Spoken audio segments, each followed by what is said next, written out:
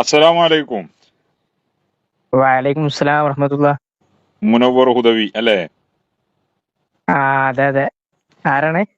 സൽമാൻ അസേരിയാണ്. ആ, അതെ അതെ. ആ, ആയിക്കോട്ടെ.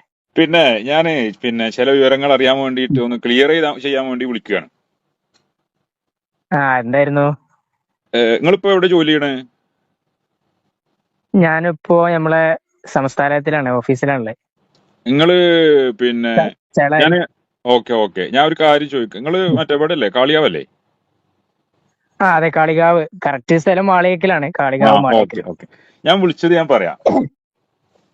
പറഞ്ഞോളൂ, ഇപ്പോ എന്തായിരുന്നു? നമ്മളെ ഈ SM-ന്റെ കീഴില് പിന്നെ ഒക്കെ ആ ചില ആളുകളൊക്കെ ചെയ്യുന്ന കാര്യങ്ങളൊക്കെ നമ്മൾ കാണുന്നുണ്ടല്ലോ.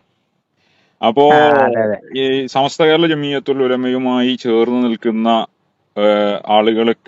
ആളുകളെ ഏതെങ്കിലും നിലക്ക് ആ, ഒക്കെ ബുദ്ധിമുട്ടിക്കുന്ന ഒരു അവസ്ഥയൊക്കെ നമ്മൾ പല ഭാഗത്തും ഇവരുടെ ഭാഗത്തു നിന്ന് കാണുന്നുണ്ട്. അവർക്ക് ആധിപത്യമുള്ളടത്ത് ബുദ്ധിമുട്ടുണ്ടാക്കുന്ന ഒരു അവസ്ഥയെ കാണുന്നുണ്ട്. അപ്പൊ അതിന്റെ അതെ അതെ. ഭാഗമായിട്ട് ഉസ്താന്മാരൊക്കെ ഇപ്പോ പല ആളുകളും അതെ. എന്റെ പരിചയത്തിലുള്ള ചില ഹുദവി സുഹൃത്തുക്കളൊക്കെ തന്നെ അത്തരം ചില വിഷയങ്ങളൊക്കെ പങ്കുവച്ചതായിട്ട് എനിക്കറിയാം. അപ്പൊ അങ്ങനെ ആയിരിക്കുമ്പോഴാണ് നിങ്ങളുമായി ബന്ധപ്പെട്ട ചില കാര്യങ്ങൾ ഞാൻ അറിയാനിടയായത്.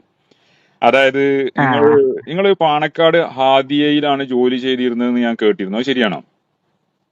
അതെ. ഞാന് നമ്മളെ ദാറുൽ ഫസ്റ്റ് 10 വർഷം തൂതയിൽ പഠിച്ചു. പിന്നെ 2 വർഷം ദാറുൽ PG പഠനത്തിന് ശേഷം നേരെ ആദ്യ CSE ഉണ്ടായിരുന്നത്, പാണക്കാട്. പാണക്കാട്. അതെ. പാണക്കാട് കഴിഞ്ഞിട്ടുള്ള എടായിപ്പാലം എന്നാണ് സ്ഥലത്തിന്റെ പേര്. പാണക്കാട്, അതെ. ആ, ഓക്കെ. അവിടെ നിങ്ങൾ എത്ര വർഷം ഉണ്ടായിരുന്നു? അവിടെ ഉണ്ടായിരുന്നു. ഞാൻ അവിടെ ഇറങ്ങിയത് മുതൽ അങ്ങനെ ഒരു 3 വർഷം, ഞാൻ ഉദവിയായിട്ട് ഇപ്പൊ 3 വർഷം കഴിഞ്ഞു.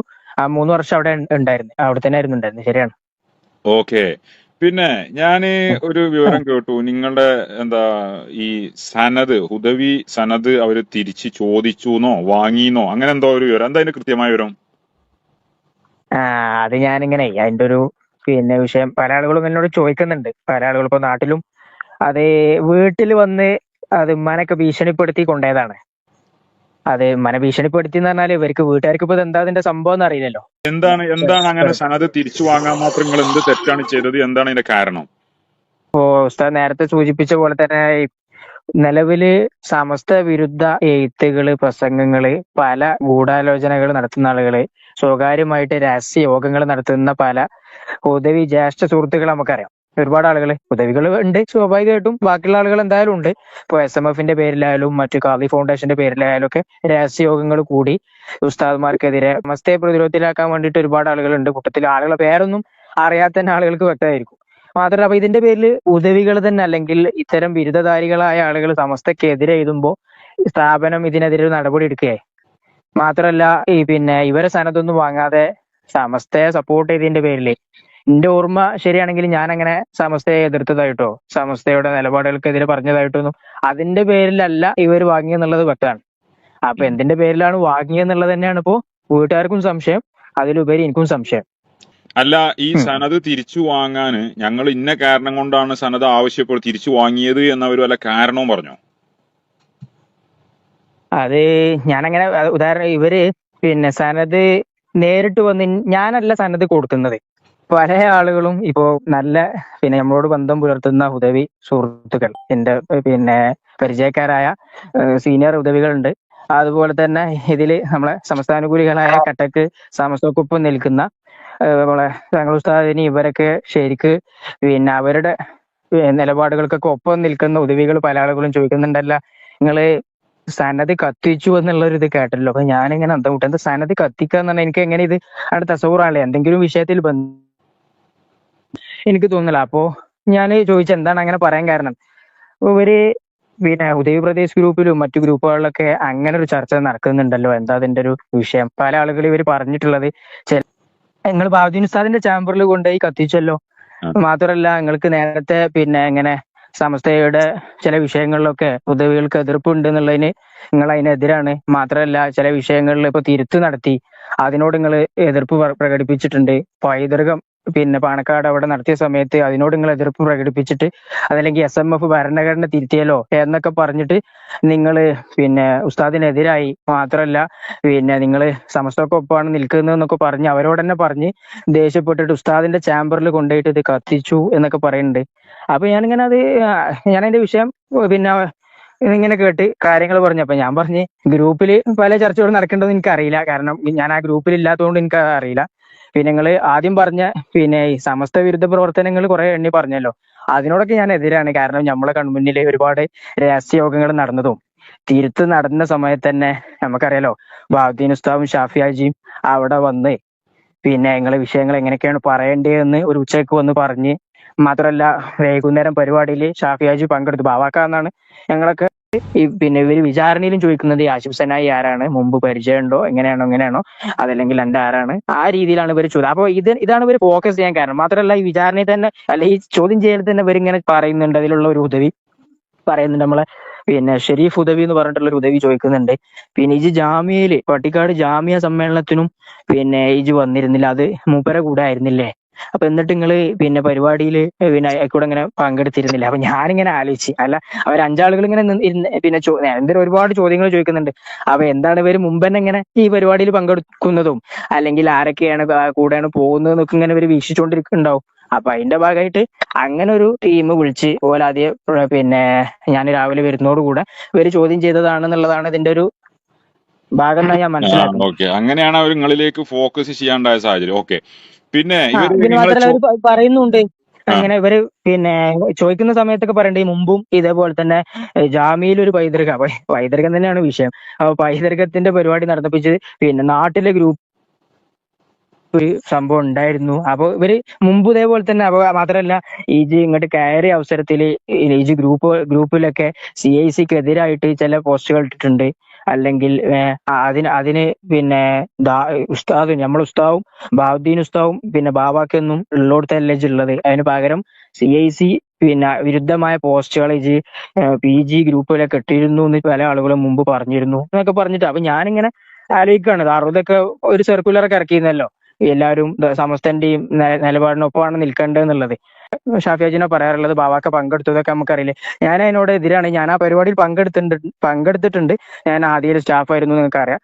പിന്നെ അതുപോലെ തന്നെ പൈതൃകത്തിന്റെ വിഷയത്തിലും പറയല് പാണക്കാട് കുടുംബത്തിന് പിന്നെ ഒരു ഇത് ഉണ്ടാക്കാൻ വേണ്ടിയിട്ടാണ് പരിപാടി നടത്തിയെങ്കിലും എന്തൊക്കെയാണ് അതിൽ പറഞ്ഞത് മാത്രമല്ല പിന്നീട് വിവാദങ്ങളായതൊക്കെ അറിയാലോ. ആ വിഷയത്തിലൊക്കെ ഞാൻ പിന്നെ സമസ്തക്കൊപ്പം തന്നെയാണ്, അത് ശരിയാണ്. പക്ഷെ അതൊക്കെ പറഞ്ഞിട്ട് ഞാൻ കത്തിച്ചു എന്നുള്ളതോ ഞാൻ കേറി എന്നുള്ളതോ കൊണ്ടേ കൊടുത്തു എന്നുള്ളതൊക്കെ ഞാൻ മുമ്പും ചില ആൾക്കാർ എനിക്ക് വിളിച്ചിരുന്നു. ഞാൻ അവരോടൊന്നും ഉദയവേള പേര് പറഞ്ഞില്ല, കാരണം വിളിക്കണോനിപ്പോ മറ്റേ ഉദയവേള പേര് പറഞ്ഞിട്ടും കാര്യമല്ലോ. പേരിപ്പോഴും ഞാൻ പറയില്ല, കാരണം ഈ പിന്നെ എന്നെ പോലെ എന്നല്ല, ഒരുപാട് ആളുകൾ ഇവര് പിന്നെ സൈബർ ബുള്ളിങ് നടത്തിയിട്ടും അല്ലെങ്കിൽ പല നുണകൾ പ്രചരിപ്പിച്ച്, മാത്രമല്ല നിരന്തരം വാട്സപ്പിൽ കോൾ ചെയ്യുക, പിന്നെ മുമ്പ് നമ്മള് തലപ്പാവ് വെട്ടുന്ന ഒരു വീഡിയോ എടുത്തിട്ട് അതിങ്ങനെ പ്രചരിപ്പിക്കുക ഗ്രൂപ്പില്. അപ്പൊ ഇല്ലാത്തതൊക്കെ പറഞ്ഞിട്ട് ഇങ്ങനെ പല ആളുകളും നമ്മളോട് ഇങ്ങനെ വിഷമം പറയുന്നുണ്ട്, എന്താ ഇങ്ങനെയൊക്കെ പറയുന്നത് നല്ല അടുത്ത ആളുകളൊക്കെ. അപ്പൊ മാത്രമല്ല ഇനി ഉദവികളെ പേര് പറഞ്ഞാല് അതൊരു വിഷമാവും.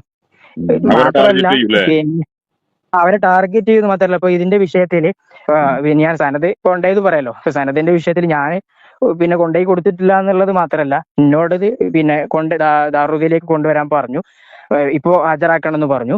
അതിന്റെ ഒപ്പം തന്നെ ഞാൻ പറഞ്ഞു എനിക്ക് ഇപ്പൊ കൊണ്ടുവരാൻ കഴിയൂല, വാപ്പ പിന്നെ എന്നാ വാപ്പ കൊണ്ടുവരണം എന്ന് പറഞ്ഞു. അപ്പൊ പറഞ്ഞു വാപ്പ കാലിന് കയ്യിന് സുഖമില്ലാത്ത ആളായതുകൊണ്ട് തന്നെ വാപ്പാക്ക് ഇപ്പൊ കൊണ്ടുവരല് പോസിബിൾ അല്ല, ഒരു മഗ്‌രിബിന്റെ നേരമായിരുന്നു അത്.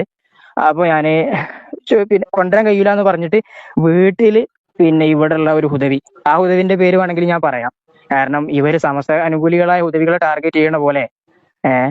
സമസ്ത വിരുദ്ധരായ ഹുദവികളെ ടാർഗറ്റ് ചെയ്യണ്ടോ എന്ന് നോക്കാലോ. ഉം. അടക്കാക്കുണ്ട് സ്കൂളിൽ അധ്യാപനം ചെയ്തുകൊണ്ടിരിക്കുന്ന ബദറുദ്ദുജ ഹുദവിയാണ് ഈ കൊണ്ടുപോയ ഫുലാൻ. ആ. അപ്പൊ വീട്ടിൽ വന്നു, ഒപ്പം ഒരാൾ ഉണ്ടായിരുന്നു എന്നാ പറഞ്ഞത്. അത് ഞാൻ പിന്നീടാണ് അറിയുന്നത്, കാരണം എന്റെ ഫോണൊക്കെ ഇവര് വാങ്ങി വെച്ചിരുന്നു. അല്ല, അത് പിന്നെ ഇങ്ങനെ സാറേ ഒരു മിനിറ്റ്. ആ ഇതൊക്കെ ഇപ്പൊ നിങ്ങളെ കയ്യിൽ നിന്ന് സനത് അവർ തിരിച്ചു വാങ്ങിയ ശേഷം നിങ്ങളുടെ വാട്സപ്പ്, ഈ ഹുദവി ബ്രദേഴ്സ് എന്ന് പറഞ്ഞ വാട്സപ്പ് ഗ്രൂപ്പിലൂടെയും മറ്റുമൊക്കെ അവർ നടത്തിയ ചില ദുഷ്പ്രചരണങ്ങളാണ്, കളവുകളാണ്. നിങ്ങള് അതെ പിന്നെ നിങ്ങൾക്കെതിരല്ലേ? നിങ്ങൾ പിന്നെ സനത് അവിടെ വഹാബുദ്ദീൻ ഉസ്താദിന്റെ അടുത്ത് കൊണ്ടുപോയി കത്തിച്ചു, അങ്ങനെ ആക്കി ഇങ്ങനെ ആക്കി എന്നൊക്കെ പറഞ്ഞ് നിങ്ങളുടെ സനത് വാങ്ങിയതിന് അവരുണ്ടാക്കുന്ന പച്ച കളവുകളായ ന്യായവാദങ്ങളാണ്. അതെ. ഞാൻ ചോദിച്ചതിൽ ആദ്യം ചോദിച്ചതിന് എനിക്കൊരു ഒന്നുകൂടി ക്ലാരിറ്റി കിട്ടിയ തിരക്കില്ല. അതായത് അതെ, നിങ്ങൾ ഇപ്പോ നിങ്ങളെ ഈ ഹുദവി സനത് ഒരു സ്ഥാപനത്തിൽ നിന്ന് ഒരു വിദ്യാർത്ഥി കോളേജിൽ നിന്ന് പഠനം പൂർത്തിയാക്കി സനത് കൊടുത്ത ശേഷം ആ സനത് തിരിച്ചു വാങ്ങുന്ന അല്ലെങ്കിൽ ആവശ്യപ്പെടുന്ന ഘട്ടങ്ങളുണ്ട്.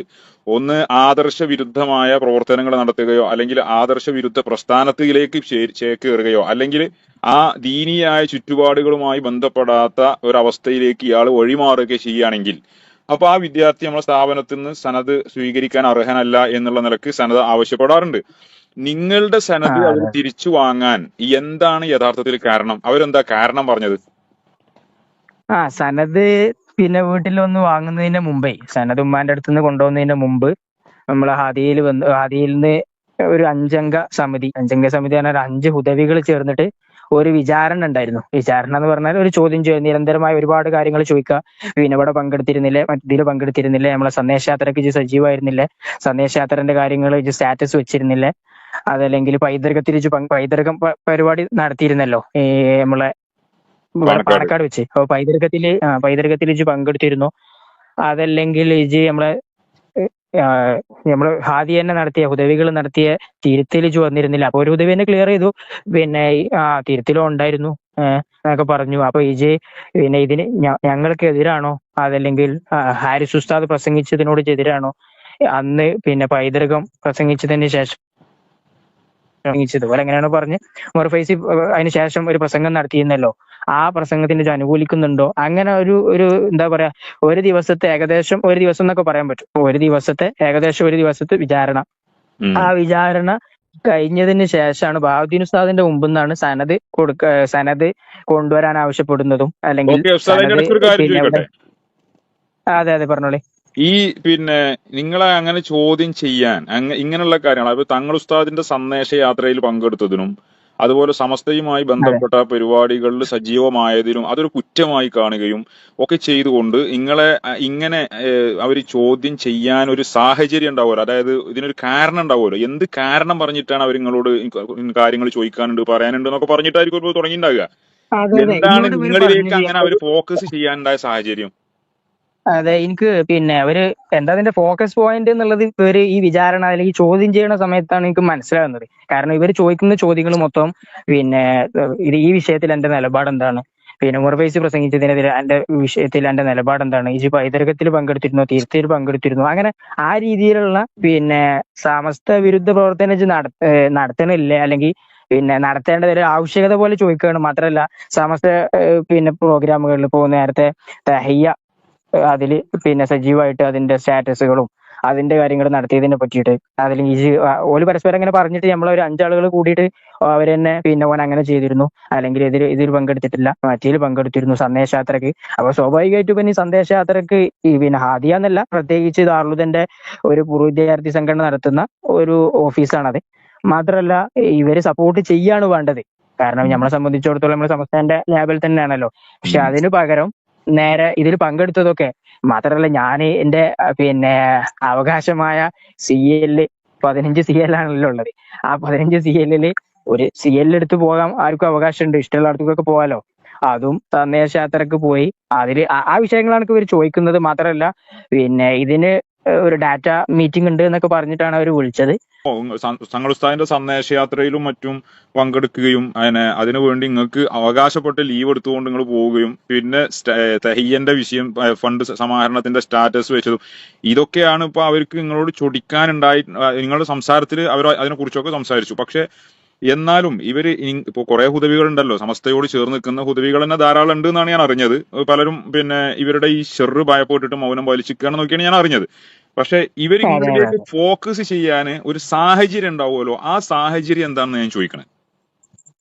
ആ അതായത് നമ്മള് മുമ്പും ഞാനിപ്പോ ഈ ഒരു വിഷമം അല്ലെങ്കിൽ ഈ വിഷയം ഉണ്ടാകുന്നതിന്റെ ദിവസം മുമ്പ്, ഈ ചോദ്യം ചെയ്യുന്നതിന്റെ ഒക്കെ 2-3 ദിവസം മുമ്പ് ഞാൻ നമ്മളെ പാണക്കാട് തന്നെയുള്ള അവിടെ പാണക്കാട് യൂണിറ്റ് സെക്രട്ടറി ഒക്കെ ആയ SKSFന്റെ സെക്രട്ടറി ആയ ആഷിഫ് സനായി, ഞാൻ അവിടെ ഉണ്ടാകുമ്പോഴും ചിലപ്പോ SKSFന്റെ വിഷയങ്ങളൊക്കെ അവരോട് ചോദിച്ചറിയലും മറ്റൊക്കെ ഉണ്ട്.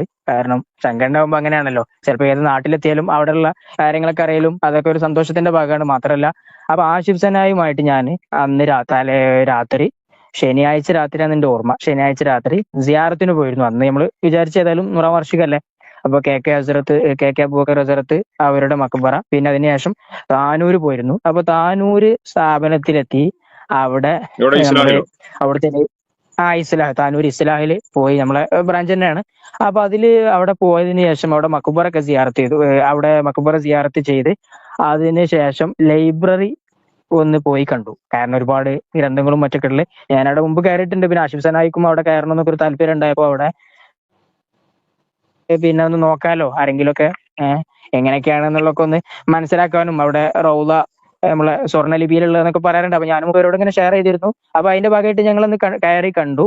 പിറ്റേന്ന് രാവിലെയാണ് എനിക്കൊരു ഹുദവി മെസ്സേജ് അയക്കുന്നത്. പിന്നെ ഇജ് ഒരു ഷജറിന്റെ കൂടെ ആയിരുന്നോ പിന്നെ ഇന്നലെ വന്നിരുന്നത്? നമ്മുടെ ഗ്രൂപ്പുകളിലൊക്കെ ചർച്ചകൾ നടക്കുന്നുണ്ട്. ഇജ് ഓൾറെഡി ഷജറാണോ, അതല്ലെങ്കിൽ എന്തുകൊണ്ടാണ് ഒരു ഷജറിന്റെ കൂടെ ഇങ്ങനെ വന്നത്? ഓനിങ്ങനെ പിന്നെ ഷജറ പോസ്റ്റുകളൊക്കെ ഇടുന്ന ഒരാളാണല്ലോ, പിന്നെ എങ്ങനെയാണ് ഓന്റെ കൂടെ? അപ്പോ സ്വാഭാവികമായിട്ടും ആരെ കൂടെയാണ് ഇയാള് പിന്നെ വന്നത്? അപ്പൊ ആഷിഫ് സനായി FB-യിൽ പോസ്റ്റ് ചെയ്തതാണ്, ഇങ്ങനെ താനൂര് ഇസ്ലാഹിലുള്ള പിന്നെ നമ്മളെ ലൈബ്രറി സന്ദർശിച്ചു എന്നുള്ള വിഷയത്തിൽ പോസ്റ്റ് ചെയ്തതാണ്. അപ്പൊ ഇവര് ഗ്രൂപ്പിൽ ചർച്ച ചെയ്യാണ്, ഇതൊരു ഷജറാണല്ലോ, ഈ ഷജർ എങ്ങനെയാണ് നമ്മുടെ താനൂര് കോളേജിൽ എത്തിയത്, ഇസ്ലാഹിൽ എങ്ങനെയാണ് എത്തിയത്, മാത്രമല്ല അപ്പൊ ആരെ കൂടെയാണ് വന്നത്, അപ്പൊ ഈ ഉദവി, അങ്ങനെ ആ രീതിയിൽ ഒരു ചർച്ച വന്നതാണ് ഇതിന്റെ ഒരു തുടക്കം. മാത്രമല്ല എന്താണെങ്കിലും അങ്ങനെ ചോദിച്ചതെന്ന് അറിയില്ല. പക്ഷെ ഇവര് ഇങ്ങനെ ഇങ്ങനെ ഈ രീതിയിൽ സമസ്ത അനുകൂല പിന്നെ പ്രവർത്തനങ്ങൾക്കൊക്കെ സപ്പോർട്ട് ചെയ്തതിന് എന്നെ നിരന്തരം വീക്ഷിച്ചു. അതിന്റെ ഭാഗമായിട്ട് ഓല് ചോദ്യം ചെയ്തു എന്നുള്ളതാണ് മനസ്സിലാക്കുന്നത്. ഇവർ ആദ്യങ്ങൾ ചോദ്യം ചെയ്യണത് മറ്റേ പാണക്കാട് ഹാദിയയിൽ വെച്ചിട്ടാണ് അല്ലേ? അതെ അതെ അതെ, അതിൽ ആദിയിലാണ്. ആരൊക്കെ ആദിയില് ഉണ്ടായിരുന്നു പറയാൻ പറ്റുമോ? ഹുദവികളോ? ആ അത് പിന്നെ ഹാരിസ് ഹുദവി ഉണ്ടല്ലേ, നമ്മളെ ഹാരിസ് ഹുദവിനെ എല്ലാവർക്കും മനസ്സിലാവും. നമ്മളെ സംഘസ്ഥാനക്കെതിരെ പ്രസംഗിച്ചിരുന്നില്ലേ, നമ്മളെ ഇവിടെ വെച്ചിട്ട് ടൗൺ ഹാളിൽ പെരിന്തൽമണ്ണ നടന്ന അല്ല തിരുത്ത് മലപ്പുറത്ത് പരിപാടിയിൽ, തിരുത്ത് മലപ്പുറത്ത് പരിപാടിയിൽ. തിരുത്തില്. അപ്പോ അന്ന് തന്നെ നമ്മളെ വീട്ടിൽ നിന്ന് വാപ്പയൊക്കെ ചോദിക്കും, പിന്നെ ഹാരിസ് ഹുദവിയൊക്കെ അല്ലേ പിന്നെ പ്രസംഗിച്ചെന്നൊക്കെ ചോദിച്ചപ്പോ നമ്മള് പറയും അതുപോലെ അങ്ങനെ ആ രീതിയിലൊക്കെ പറയും. ഹാരിസ് ഹുദവി ഉണ്ടായിരുന്നു. അതുപോലെ തന്നെ അതിലുണ്ടായിരുന്നു ജലീൽ ഹുദവി, നമ്മളെ ഇവിടെ ഭാഗത്തുള്ള പട്ടിക്കാട് ഭാഗത്തുള്ള ഒരു ജലീൽ ഹുദവി, 1-ാം ബാച്ചാണെന്ന് തോന്നുന്നു, 1-ാം ബാച്ച്. പിന്നുള്ളത് വിളയിലുള്ള ഒരു സുഹൈൽ ഹുദവി, പിന്നെ ഞാൻ നേരത്തെ പറഞ്ഞ ഷെരീഫ് ഹുദവി ഉണ്ടായിരുന്നു. അതോടൊപ്പം നമ്മളെ മൊറയൂര് ഭാഗത്തുള്ള ജാഫർ ഹുദവി, ഇവരുണ്ടായിരുന്നത്. പിന്നെ ഇതിന്റെ ഭാഗമായിട്ട് പിന്നെ ഫോണൊക്കെ ചെക്ക് ചെയ്തതിനു ശേഷം ഒരുപാട് ആളുകൾ ഇതിൽ ഇൻക്ലൂഡ് ആവും. ഇവരൊക്കെ ഹാദിയന്റെ നേതാക്കളാ? അത് പിന്നെ നമ്മളെ ഹാരിസ് ഹുദവിയാണ് ഇതിന്റെ സെക്രട്ടറി. ഹാരിസ് ഹുദവിയുടെ സ്റ്റാഫ് അല്ലെങ്കിലും മൂപ്പര് എനിക്ക് തോന്നുന്നത് ഇതൊരു സ്പെഷ്യൽ സിറ്റിംഗ് ആയതുകൊണ്ട് രാവിലെ തന്നെ വന്നതാണ്. ഒന്നുകൂടി പിന്നെ വിഷയത്തിന്റെ പിന്നെ ഒന്നുകൂടി എന്നോട് പറയുന്ന അവസരത്തിലൊക്കെ ഒരു പരിക്കമായിട്ട് ഗൗരവത്തിൽ സംസാരിച്ചതിന് മൂപ്പരായിരുന്നു. മൂപ്പരുടെ സ്റ്റാഫ് അല്ല, മൂപ്പര് അന്ന് അവിടെ ഉണ്ടായിരുന്നു മറ്റവരൊക്കെ ഇതിന്റെ ഹാദിയയിലുള്ള സിറ്റിംഗിൽ. സ്റ്റാഫുകളാ? മറ്റവരൊക്കെ ഹാദിയുള്ള സ്റ്റാഫുകളാണ്, ഫുൾ ടൈം സ്റ്റാഫുകളാണ്. ഓക്കെ. പിന്നെ ഹുദവി, ഈ ഹാദിയയിൽ വെച്ചിട്ടാണല്ലോ അവര് ആദ്യമായിട്ട് നിങ്ങളെ ചോദ്യം ചെയ്തു എന്ന് പറഞ്ഞു. അവര് എന്താണ് നിങ്ങളോട് ആദിയയിൽ വെച്ച് ചോദിച്ചത് എന്നൊന്ന് പറയാൻ പറ്റുമോ? ഇത് പിന്നെ പല രീതിയിലുള്ള ചോദ്യങ്ങളാണ് ചോദിക്കുന്നത്. അതായത് ഒരു 5 ആളുകൾ ഒരു വ്യക്തിനെ ചോദ്യം ചെയ്യല്ലേ, അതിനിപ്പോ എത്ര പിന്നെ സ്ട്രോങ് ആയ ആളാണെങ്കിലും ആ സാഹചര്യം മനസ്സിലാക്കിയാൽ തന്നെ നമുക്ക് അതിങ്ങനെ മനസ്സിലാവും. അതായത് 5 ആളുകൾ, സീനിയറായ 5 ആളുകൾ ഇരുന്നിട്ട് ഒരു അടച്ചിട്ട റൂമിൽ ചോദ്യം ചെയ്യുന്നു. അതിൽ പല ചോദ്യങ്ങൾ വരുന്നുണ്ട്. ഇതിന്റെ തുടക്കം ഞാൻ നേരത്തെ പറഞ്ഞ പോലെ ആഷിഫ് സനായുമായി ബന്ധപ്പെട്ട ചോദ്യങ്ങളാണ്. അപ്പോ പിന്നെ മൂപ്പരുമായിട്ട് നിങ്ങൾ മുമ്പ് പരിചയമുണ്ടോ, അതല്ലെങ്കിൽ ഏതൊക്കെ ഗ്രൂപ്പിൽ നിങ്ങൾ ഇജ് മെമ്പറാണ്, ഏതൊക്കെ ഗ്രൂപ്പിൽ ഇജ് ഉണ്ട് എന്നുള്ള ബേസിക് ചോദ്യങ്ങൾ ഇങ്ങനെ ചോദിച്ചു തുടങ്ങി. മൊബൈൽ ഫോൺ വാങ്ങുന്നു. കാരണം മൊബൈൽ ഫോൺ വാങ്ങിയിട്ടാണ് ഇവര് പിന്നെ ഞാനും ആഷിഫ് സനായുള്ള ചാറ്റ് നോക്കുക. അതുപോലെ തന്നെ അതിന് ശേഷം ഇതൊക്കെ ഒരു ചീപ്പ് പരിപാടിയായിട്ടാണ് ഞാൻ മനസ്സിലാക്കുന്നത്. കാരണം അത് അല്ലാതെ വേറൊരു വഴി ഇല്ലാത്തതുകൊണ്ട് അങ്ങനെയൊക്കെ ചെയ്യാന്നുള്ളൊരു നമ്മൾ കേൾക്കലുണ്ടല്ലോ. അതായത് അങ്ങനെ മൊബൈൽ ഫോൺ ചെക്ക് ചെയ്യുന്നു, ഞാനുള്ള ഗ്രൂപ്പുകൾ നോക്കുന്നു. അപ്പൊ ഗ്രൂപ്പിൽ നോക്കുന്ന അവസരത്തിൽ പിന്നെ SKSF-ന്റെ സൈബർ വിങ് ഗ്രൂപ്പിൽ ഞാനുണ്ട്. അതൊരു വലിയ ഗൗരവത്തിലോ സൈബർ വിങ് ഗ്രൂപ്പിലൊക്കെ ഉണ്ട് അല്ലേ, അപ്പൊ ഇത് വലിയ SKSF-കാരനായിരിക്കും. അതല്ലെങ്കിൽ നമ്മള് പിന്നെ സമസ്ത സെന്റിനറിയുമായി ബന്ധപ്പെട്ട് നമ്മൾ നടത്തിയ ഷെയറിങ്ങിന് വേണ്ടിയിട്ട് ഉണ്ടാക്കിയ സെപ്പറേറ്റ് ഗ്രൂപ്പുകൾ, അപ്പൊ അതിൽ അതിന് വേണ്ടിയിട്ട് നല്ല പിന്നെ പ്രവർത്തിക്കുന്ന ആളാണല്ലേ ഇജൊക്കെ വലിയ സമസ്തക്കാരനാണല്ലേ, അല്ലെങ്കിൽ നിങ്ങൾക്ക് ഇപ്പോ പ്രത്യേകിച്ച് ഇപ്പൊ ഒരു ശംസുൽ സ്നേഹം തുടങ്ങിയാണ്. കാരണം അങ്ങനെയാണ്, ആ രീതിയിൽ വരെ സംസാരിച്ചു. പിന്നെ ചോദ്യങ്ങളുടെ ഒരു രീതി എന്ന് പറഞ്ഞാല് പിന്നെ ഇങ്ങനെ പോയിട്ട് പിന്നെ സ്വാഭാവികമായിട്ടും നമ്മൾക്ക് പിന്നെ അനുകൂലിക്കാൻ പറ്റാത്ത രീതി പ്രോഗ്രാമുകളും, പല പ്രോഗ്രാമുകളും എന്ന് പറഞ്ഞാൽ ഒന്നാമത്തെ തന്നെ തിരുത്താണ്. എല്ലാവർക്കും അതിന്റെ ഒരു വിഷമൊക്കെ ബോധ്യപ്പെട്ടതാണ്, മനസ്സിലായതാണ്. പിന്നെ തങ്ങൾ ഉസ്താദൊന്നും പിന്നെ അത്രമേൽ പിന്നെ ആരെക്കാളും ഒരു വിഷമം അനുഭവിച്ചിട്ടുണ്ട് ആ വിഷയത്തിൽ. കാരണം ഷാഫി ഹാജി, നമ്മൾ ബാവാക്ക എന്നാണ് പറയാറുള്ളത്, ഷാഫി ഹാജി വരെ അതിൽ പങ്കെടുത്തിരുന്നു. അവിടെ പറഞ്ഞ ചില വിഷയങ്ങളിലൊക്കെ വളരെ പരിഹാസപൂർവ്വം അതിനെ നോക്കിക്കണ്ട ഒരാളാണ്.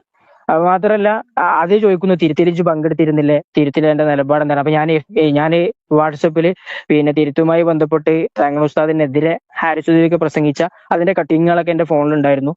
അപ്പോ അത് ഇവർക്ക് പിന്നെ അതിനെ കുറിച്ച് എന്നോട് ചോദിക്കുന്നു.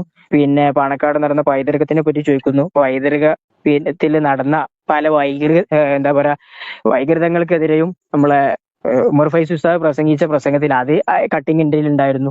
അപ്പൊ ഇതില് ഉമർ ഫൈസിന്റെ കൂടെയാണോ ഉള്ളത്, അതോ നമ്മളെ കൂടെയാണോ ഉള്ളത്, അല്ലെങ്കിൽ CIC വിഷയത്തിൽ പിന്നെ ഇത് ആരെ കൂടെയാണ്, നമ്മളെ പിന്നെ ബാദ്ദീൻ ഉസ്താദിന്റെ കൂടെയും ബാവാക്കാന്റെ കൂടെയാണോ, അതോ അപ്പുറത്ത് പിന്നെ ജിഫ്രി തങ്ങളുടെ കൂടെയാണോ ഉള്ളത്, അതൊക്കെ ആ രീതിയിലുള്ള പല പല ചോദ്യങ്ങളും ഇങ്ങനെ ചോദിച്ച് അതാണല്ലോ ഇതിന്റെ ഒരു മർമ്മം. ആ രീതിയിൽ ഇങ്ങനെ ചോദിക്കാണ്. ഇനി അടുത്തൊരു ഘട്ടത്തിൽ അവർക്ക് കിട്ടേണ്ടത് പിന്നെ മൊബൈൽ ഫോണൊക്കെ നോക്കുന്നു, സമാന മനസ്കരായ ഉദവികൾ ഉണ്ടോ, സമാന മനസ്കരായ ഉദവികൾ കൂട്ടത്തിൽ അന്ന സപ്പോർട്ടേഴ്സ് ആയി നിൽക്കുന്ന ഉദവികൾ ഇവിടെ ഹാദിയിൽ വർക്ക് ചെയ്യുന്നുണ്ടോ എന്നുള്ള കിട്ടേണ്ടത്. അപ്പൊ ഇവിടെയുള്ള സ്റ്റാഫുകളുടെ ഒക്കെ മെസ്സേജുകൾ നോക്കുന്നു. കാരണം അങ്ങനത്തെ ഒരാൾ ഇവിടെ ഇനി ഉണ്ടാകാൻ പാടില്ല എന്നുള്ള ഉദ്ദേശത്തിൽ അവിടെ സ്റ്റാഫായിട്ട് ഉണ്ടാകാൻ പാടില്ല. പിന്നെ മാത്രമല്ല വേറെ ഉദവികൾ പിന്നെ ഇതുപോലെ ഉള്ള സമാന മനസ്കരായ ആളുകൾ ഉണ്ടോ എന്ന് ഇവരിങ്ങനെ പിന്നെ പരതിക്കൊണ്ടിരിക്കുകയാണ്. കാരണം ആ ആളുകളൊക്കെ ഒരു ഇതിലാക്കാൻ വേണ്ടിയിട്ട് അതിന്റെ പേരിലാണ് ഇപ്പൊ ഈ അടുത്ത് ഒരു ഉദവിയെ ഈ ചാപ്റ്റർ പ്രസിഡന്റോ സെക്രട്ടറിയോ എന്തോ ഒരു സ്ഥാനത്ത് നിന്ന് മാറ്റി വേറൊരു ഉദവിയെ അവിടെ നിയമിച്ചു.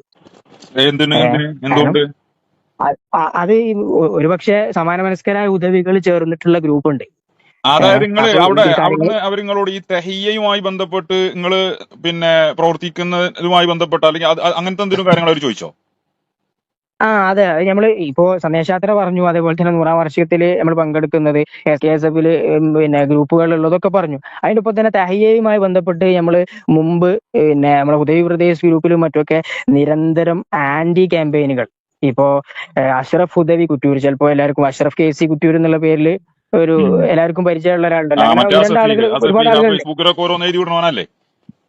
അതെ അതെ, പിന്നെ അവന് നേതൃത്വം കൊടുക്കുന്ന ഒരു ഗ്രൂപ്പ് ഉണ്ടല്ലോ, പിന്നെ നമ്മളെ ഉമ്മത്ത് മുന്നോട്ട് അല്ലെ, അതിന്റെ ഒരു കുറെ ഗ്രൂപ്പുകളുണ്ട്. അപ്പൊ ഇതിലൊക്കെ കണ്ടന്റുകൾ പിന്നെ അയക്കുന്ന, അപ്പോ ഇവരൊക്കെ നിരന്തരം ഈ ഉമ്മത്ത് മുന്നോട്ട് ഗ്രൂപ്പിൽ അതുപോലെ തന്നെ ഉദയ് പ്രദേശ് ഗ്രൂപ്പിലൊക്കെ ഇവരെ നേതൃത്വത്തിൽ ഒരുപാട് എന്ത് നടക്കുന്നുണ്ട്, ആന്റി ക്യാമ്പയിനുകൾ തഹിയക്കെതിരെ നടക്കുന്നുണ്ട്. അതായത് തഹിയക്കെതിരെ എങ്ങനെങ്കിലും പരാജയപ്പെടുത്തണം, അതില് പിന്നെ ഫണ്ടുകൾ ഇങ്ങനെ വരുന്നുണ്ട് മറ്റേ വരുന്നുണ്ട് എന്നൊക്കെ പറഞ്ഞിട്ട് അതില് ഒരുപാട് ആന്റി ക്യാമ്പയിനുകൾ നടക്കുമ്പോൾ സമാന മനസ്കരായ ആളുകൾ നമ്മളെ കൊണ്ട് കഴിയുന്നത്, കാരണം നമ്മളൊക്കെ സമസ്തയിൽ വളർന്ന ആളുകളാണ്, അപ്പൊ നമ്മൾ എന്തായാലും കുറച്ച് ആളുകൾ പിന്നെ നമ്മളെ കൊണ്ടാകുന്ന അതിൽ കൊടുത്തിരുന്നു. പക്ഷെ അപ്പൊ ചാറ്റ് ഹിസ്റ്ററി ഒക്കെ നോക്കിയിട്ട് നിങ്ങളാണല്ലേ അത് കൊടുത്ത ആളുകൾ. അപ്പൊ എന്നിട്ട് ഇവര് ഇതിന് ശേഷം വിചാരണയ്ക്ക് ശേഷം ബാദുദ്ദീൻ ഉസ്താദിനോട് ഇവർ കൗതുകപൂർവ്വം ഇവർ പറയാണ്, പിന്നെ പക്ഷെ ഇവന്റെ നേതൃത്വത്തിലാണ് ഈ ക്യാഷ് ഒക്കെ പിരിച്ചു കൊടുത്തത്. അപ്പൊ ഞാൻ കൊടുത്ത വലിയ സംഖ്യ ഒന്നുമല്ല, പക്ഷെ തഹിയ്യക്ക് കൊടുത്തത് തഹിയ്യക്ക് കൊടുത്തത്, അതായത് നമ്മൾ കുറച്ച് ഉദവികൾ കൂടിയിട്ട് കൊടുത്തത് വലിയ വിഷയമാണ്. അപ്പൊ ഈ തഹിയ്യയുമായി ബന്ധപ്പെട്ട് ഈ ഹുദവികൾ അതിന് ആന്റി പിന്നെ പ്രവർത്തനങ്ങൾ നടത്തിയപ്പോ നിങ്ങൾ സമാന മനസ്കരായ ഹുദവികളൊക്കെ കൂടിയിട്ട് ഈ ഹുദവി പ്രദേശത്തിന്റെ പുറമെ ഇതിന് സഹകരിക്കാൻ വേണ്ടി നിങ്ങളുടെ ഒരു ഗ്രൂപ്പ് ക്രിയേറ്റ് ചെയ്തിരുന്നു അല്ലേ? അതെ, നമ്മള് പിന്നെ കൂടുതലായിട്ടും സമസ്തക്ക് നമ്മളെ കൊണ്ടാകുന്നത് ചെയ്യാന്നുള്ള രീതിയിൽ പിന്നെ ഒരുപാട് ആളുകൾ ആ രീതിയിൽ നമ്മൾ കുറച്ച് ആളുകൾ ചേർന്നിട്ട് അപ്പോ ഞാൻ ചോദിക്കട്ടെ, ഈ ഉദവികളുടെ കൂട്ടത്തില് ഈ ഇപ്പോഴത്തെ ഈ വിഷയത്തില് സമസ്തയ്ക്ക് എതിരായിട്ട് ഈ ഒരുതരം ഈ വിമത പ്രവർത്തനം നടത്തുന്നതിൽ മനസ്സ് വിഷമിക്കുകയും സമസ്തയോട് ചേർന്ന് നിൽക്കണം എന്ന് ആഗ്രഹിക്കുകയും അല്ലെങ്കിൽ അങ്ങനെ താല്പര്യപ്പെടുകയും ചെയ്യുന്ന ഉദവികൾ ധാരാളം ഉണ്ടോ?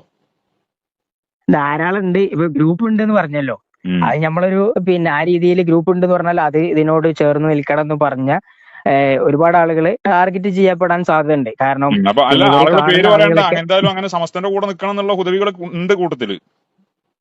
അതെ ഉണ്ടെന്ന് മാത്രമല്ല എല്ലാ ആളുകളുടെ പേര് പറയാം. അപ്പൊ ഗ്രൂപ്പുകളിൽ പിന്നെ നിങ്ങൾ നേരത്തെ ചോദിച്ചു സെപ്പറേറ്റ് ഗ്രൂപ്പ് ഉണ്ടാക്കിയിരുന്നു, അത് ശരി തന്നെയാണ്. പക്ഷെ ഗ്രൂപ്പിൽ ഇല്ലാത്ത ആളുകളും നിരവധി ആളുകളുണ്ട്. കാരണം ഈ വിഷയത്തിൽ ടാർഗറ്റ് ചെയ്യപ്പെടുമോ എന്ന് ഭയന്ന് നിൽക്കുന്ന ഒരുപാട് ആളുകൾ. ഭയങ്കര അപ്പോ സംഖ്യകളൊന്നും ഒന്നും അല്ല. കാരണം അതെ തീർച്ചയായും, കാരണം നമ്മൾ ഇത് ഉണ്ട് എന്ന് അറിഞ്ഞു കഴിഞ്ഞാൽ പിന്നെ ആ രീതിയിലാണ് ഉം.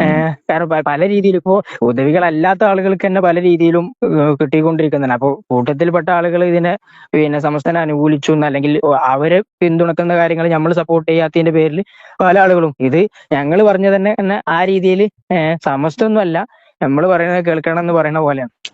ആ ഗ്രൂപ്പ് ഒരു കണ്ടു അല്ലേ? അവര് കണ്ടു. അപ്പൊ ഇതൊക്കെ ഒരു വിഷയമാണ്. കാരണം ഇങ്ങനെ ചെയ്യല്ലേ, നിങ്ങളെ ഇവര് ഫോണ് എന്തിന്റെ അതായത് പേരിലാണ് നിങ്ങളെ ഇങ്ങനെ ഫോൺ ഗ്രൂപ്പ് അവർ ഉണ്ടാക്കിയത്? നിങ്ങളെ സമ്മതത്തോടു കൂടെ അവർ വാങ്ങിയതാണ്, അതല്ല നിർബന്ധാവസ്ഥയിൽ ഒരു പോലീസുകാരൊക്കെ ചെയ്യുന്ന പോലെ അവര് കസ്റ്റഡി എടുക്കുക ചെയ്തത്? അവര് പിന്നെ എന്റെ ഫോണ് പിന്നെ ഫസ്റ്റത്തെ ഇതിൽ ചോദിക്കുന്നത്, നമ്മള് ഈ ആഷിഫ് സനായി നേരത്തെ പറഞ്ഞല്ലോ, ആഷിഫ് സനായിനെ അറിയോ എന്നുള്ള രീതിയിലാണ് ഫസ്റ്റ് ചോദിക്കുന്നത്.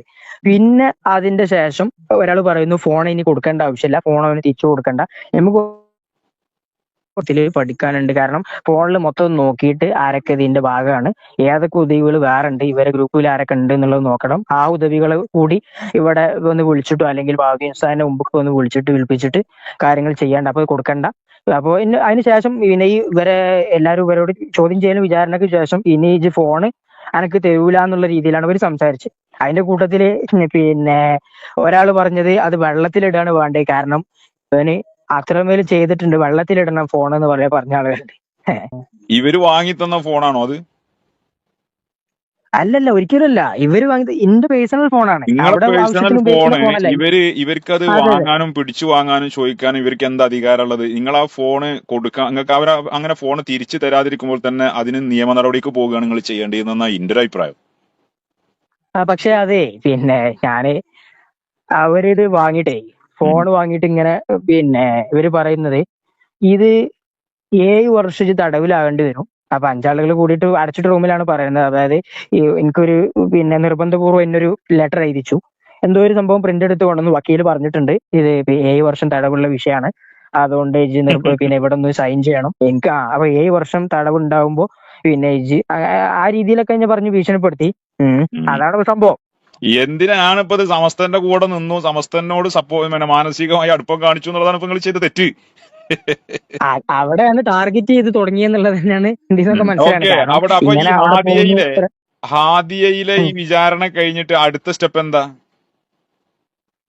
ആ വിചാരണ കഴിഞ്ഞിട്ട് ഒരു സമയത്ത് എന്നോട് പിന്നെ നിസ്കരിക്കണല്ലോ.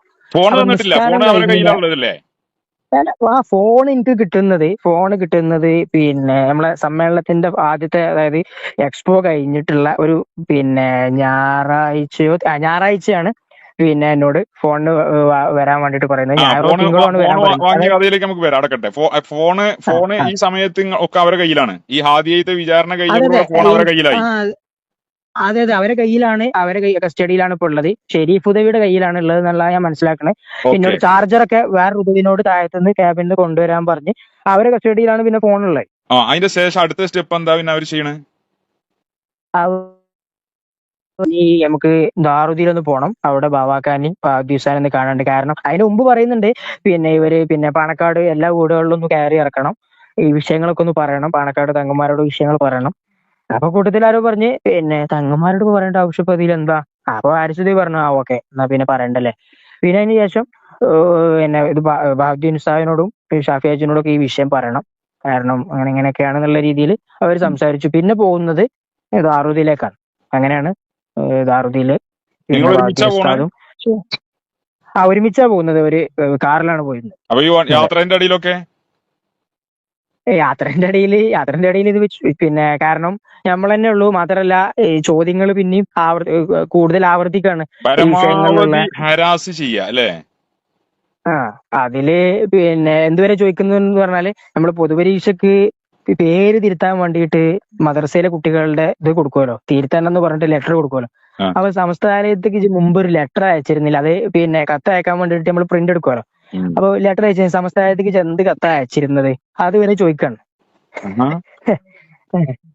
അപ്പൊ ഓരോ കാര്യങ്ങൾ ചോദിക്കാം. പിന്നെ അപ്പൊ മുമ്പ് അതേപോലെ തന്നെ ദാറുദ്ദീക്ക് പോകുന്നു. അതിനിടയ്ക്ക് തന്നെ നമ്മള് പിന്നെ മുമ്പ് പിന്നെ എന്തോ ഒരു സുവനീർ ഒരു പ്രസിദ്ധീകരിച്ചിരുന്നു.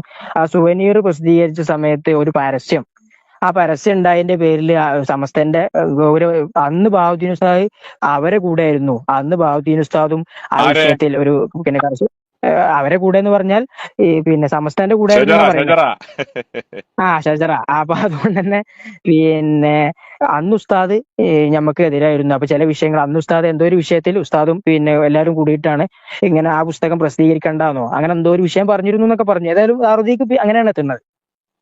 അതും ആ ചോദ്യം ചെയ്യലുകൾക്കിടയിലാണ് പിന്നെ അവിടെ എത്തുന്നത്. എന്നിട്ട് ഈ ദാറുദയിലേക്ക് മഅരിബിനോട് പോയിട്ട് തൊട്ടടുത്ത സമയം ദാറുദയ്ക്ക് പിന്നെ ബഹാവുദ്ദീൻ ഉസ്താദിന്റെ മുമ്പിൽ ഇപ്പൊ നിങ്ങളെ ഹാജരാക്കാൻ കൊണ്ടുപോവാണ്. അത് ഹാജരാക്കാൻ വേണ്ടിയിട്ട് കൊണ്ടുപോകാം. അതെ. എന്നിട്ട് ആ കഥ പറയും. അത് നമ്മളെ മഅരിബ് മുമ്പ് മഅരിബ് സമയമാണ് എത്തുന്നത്. അവിടെ എത്തി. അപ്പൊ ഇവര് നേരെ ആദ്യം ഇജ് ഇവിടെ ഇരുന്നോന്ന് പറഞ്ഞു. എന്നോട് പുറത്ത് ഇരിക്കാൻ പറഞ്ഞു. അങ്ങനെ തന്നെ പറഞ്ഞു, ഇജ് ഇവിടെ ഇരുന്നോ. ഒരു കുറച്ച് ആളുകൾ ഓല് കയറിയതിനു ശേഷം ഉസ്താദിനോട് ഇത് ആ രീതിയിൽ പറയണല്ലോ ഉസ്താദിനോട്. അപ്പൊ ഉസ്താദിനോട് വിഷയങ്ങൾ അവർ പറഞ്ഞ് പിന്നീട് പിന്നെ അവരുള്ള ടൈമിലേക്ക് എന്നെ വിളിപ്പിച്ചു. അപ്പോ എന്നോട് പറഞ്ഞു, ഇജ് അവിടെ പിന്നെ എന്തൊക്കെയാണ് വിഷയങ്ങൾ എന്നുള്ള അവർ പറഞ്ഞതിന് ശേഷം കുറച്ച് ഉസ്താദ് ആയത്തുകളും ഹദീസുകളൊക്കെ ഓതി തന്ന് അതില് ഇവരെന്നെ പിന്നെ ഉസ്താദിനോട്, എന്തിനുള്ള ആയത്തുകളും ഹദീസുകളും ആയി ഓതി തരുന്നത്?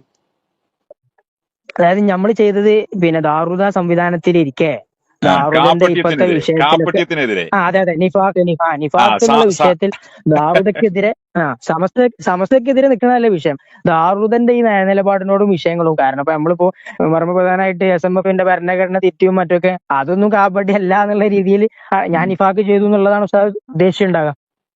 എന്നിട്ട് അതിനുള്ള ആയത്തുകൾ ഹദീസൊക്കെ ഓതിയിട്ട് പിന്നെ ഓല് മുമ്പ് പറഞ്ഞ പ്രകാരം എന്നോട് സനത് ഹാജരാക്കാൻ വേണ്ടിട്ട് പറയണല്ലോ എന്ന് പറഞ്ഞു. അതാരാ പറഞ്ഞത്? അപ്പൊ സനത് അത് ബഹാവുദ്ദീൻ ഉസ്താദ് പറയണേ. അപ്പൊ ഈ ബഹാവുദ്ദീൻ ഉസ്താദ് മാത്രമുള്ളൂ അതോ മറ്റേ അവിടുത്തെ ഷാഫിയാജിനെ പോലത്തെ ആൾക്കാരൊക്കെ ഉണ്ടോ? ഷാഫിയാജി അപ്പൊ ബഹാവുദ്ദീൻ ഉസ്താദിന്റെ ചാമ്പറും ഷാഫിയാജിന്റെ ഇതും വേറെ തന്നെയാണ്. അപ്പൊ ബഹാവുദ്ദീൻ ഉസ്താദിന്റെ അടുത്തേക്കാണ് ആദ്യം പോണത്. ഷാഫിയാജി അപ്പോ ദാറുദ്ദീൻ എത്തിയിട്ടില്ല. മഗ്‌രിബിക്ക് ശേഷമാണ് പിന്നെ ഷാഫിയാജിനെ കാണുന്നത്. അപ്പൊ എന്നിട്ട് സനത് ഹാജരാക്കണം ഉസ്താദ് പറഞ്ഞു അല്ലേ? പറഞ്ഞു. അപ്പൊ സ്വാഭാവികമായിട്ടും എനിക്ക് അപ്പൊ പിന്നെ ഇവിടെ വന്ന് തിരിച്ചു കൊണ്ടുപോയി കൊടുക്കാനുള്ള ഒരു ഇതില്ല. അപ്പൊ ഞാൻ കൊണ്ടുവരല് പ്രയാസമാണ്, എനിക്ക് കൊണ്ടുവരല് പ്രയാസമാണെന്ന് പറഞ്ഞു.